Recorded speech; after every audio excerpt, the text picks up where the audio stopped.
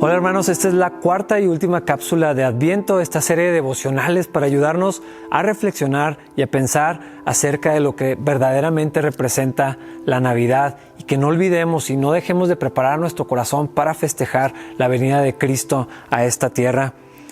Habíamos hablado de la necesidad que el mundo tenía, la promesa que Dios había hecho y el plan que Dios estaba ejecutando para cumplir con esa promesa. Entonces finalmente llegaría el gran anuncio, que es lo que encontramos en el relato del nacimiento de Cristo. El momento donde la promesa de Dios se comenzaba a cumplir de una manera espectacular, ejecutar ese plan ante la necesidad que el mundo tenía de una esperanza y una vida que no podía encontrar en ningún otro lugar. Y entonces este pequeño bebé que había sido prometido estaba a punto de nacer. Jesús venía al mundo y este hecho nunca debe dejar de asombrarnos porque Dios con nosotros, eso es lo que significa Emmanuel. Esto es lo que celebramos en Navidad, que Dios vino a habitar entre nosotros como cualquiera de nosotros, lleno de gracia y lleno de verdad. Un Dios eterno, invisible, todopoderoso, un Dios santo, un Dios justo y verdadero, lleno de misericordia, que habita en luz inaccesible, tomó forma de un simple hombre. Físicamente se veía como cualquier otra persona, se perdía entre las multitudes porque no había parecer en él, no había en él físicamente algo que nos atrajera hacia Dios.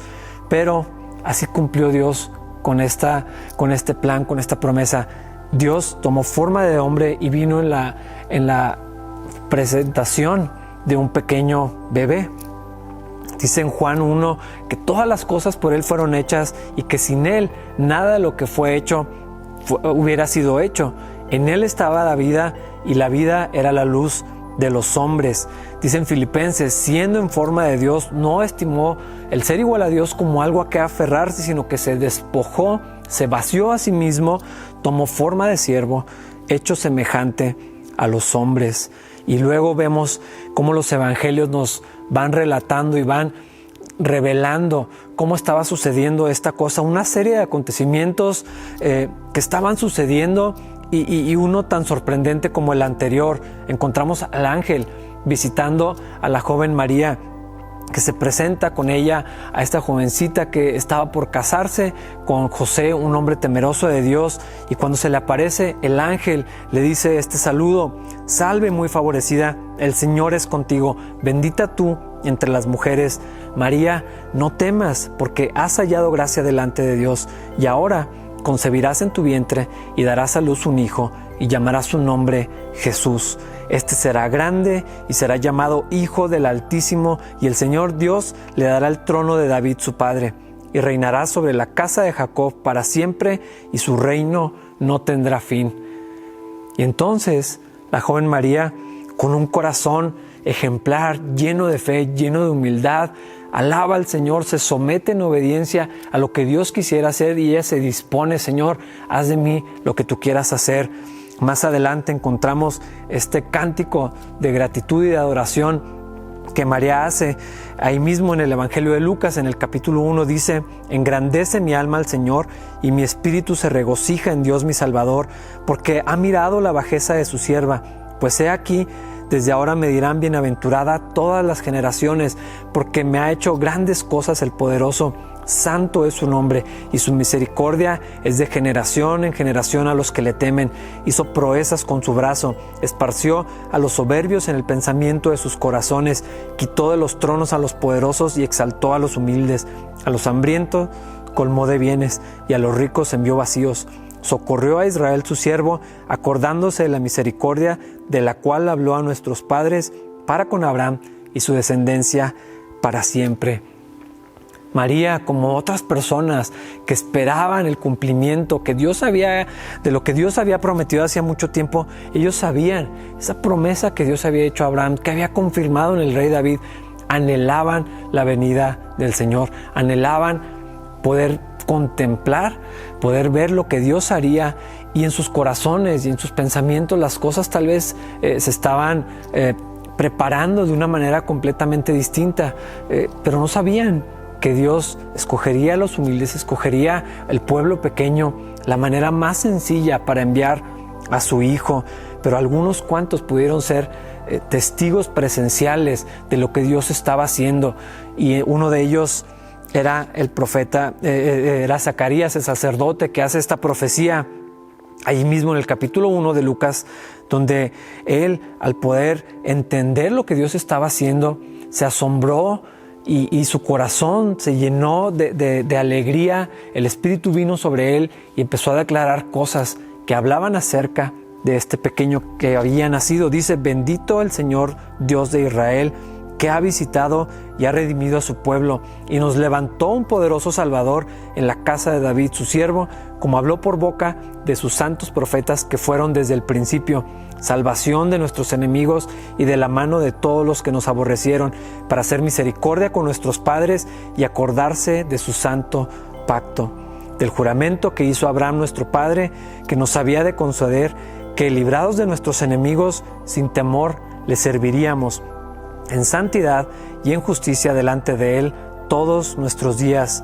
Y tú, niño profeta del Altísimo, serás llamado, porque irás delante de la presencia del Señor para preparar sus caminos, para dar conocimiento de salvación a su pueblo, para perdón de sus pecados, por la entrañable misericordia de nuestro Dios, con que nos visitó desde lo alto la aurora, para dar luz a los que habitan en tinieblas y en sombra de muerte, para encaminar nuestros pies por camino de paz.